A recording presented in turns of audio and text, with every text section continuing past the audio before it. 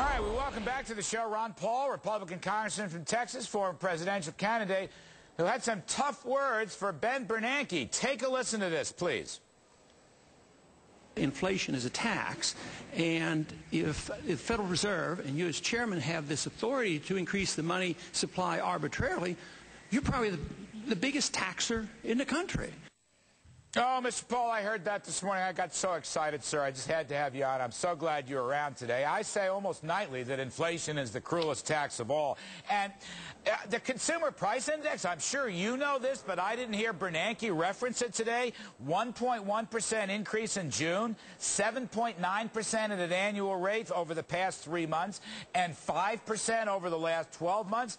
Did Bernanke understand what you were getting at, sir? Well, I was hoping he did. You know, I did bring up the CPI very briefly, but I thought he did concede half of the message that I gave, because he did say that inflation was a tax. He did acknowledge that, but he didn't acknowledge that he had anything to do with it. And, you know, I did make the concession to him that he himself didn't create every bit of inflation that we have today, because it does add up. It's been over a period of time, and we've been inflating for a long time. Every time we've had a crisis, we have sort of arrested that crisis by more inflation, exactly what we're doing now. But ultimately, people pay for it in higher prices. So if we look at the higher energy prices, and you and I would agree we need free markets and capitalism and more drilling and all this, but if there's an inflated price there due to the depreciation of money, that won't solve that part of the problem. Well, that's the deal. Let me go with you on this. The Federal Reserve is accumulating more and more authority now in our financial system. They may well be the so-called, quote, financial stabilizer of last resort. They now have new regulatory power over Wall Street investment banks. And, of course, they're supposed to balance unemployment and inflation. Mr. Paul, with all these new missions, it seems to me, what's going to get sacrificed? Inflation and the dollar. Isn't that the way this is going to wind up? Absolutely, but also our freedoms. Just that litany of what you listed there is central economic planning. We don't believe in central economic planning, at least I don't, but that's central economic planning through the monetary system and now the regulatory system. Not only does the Fed have the power over the supply and money and the interest rates, but now they want the regulatory function over more than just the banks, all the financial industries. I tell you, I think it's a bad sign for free market capitalism. I've been talking, sir, a little bit just in recent days and weeks. This is a funny story. I'm calling it the new socialism. Nobody can fail in America. If something fails, then government's going to come in and bail them out. Now the latest, of course, is Fannie and Freddie. There's a huge housing bailout bill out there. Who knows? We may go to the airlines. We may go to the automobile companies. I don't know. You know, Phil Graham may have had a point.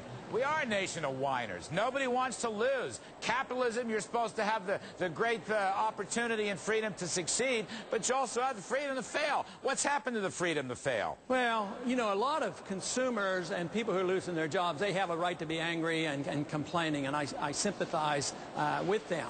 And you talk about socialism, and we do have a form of socialism creeping in, but it sort of is of the fascist type, because we have business and big government, you know, working together. It's not the old-fashioned type of socialism where government owns everything, but they do control a lot of the financial markets for the benefit of certain industries, whether it's the banks or other industries, and they do want bailed out, and they are socializing their failures, and that certainly shouldn't be what we're working for. Mr. Paul, can you stay with us and work with our panel for a moment or two?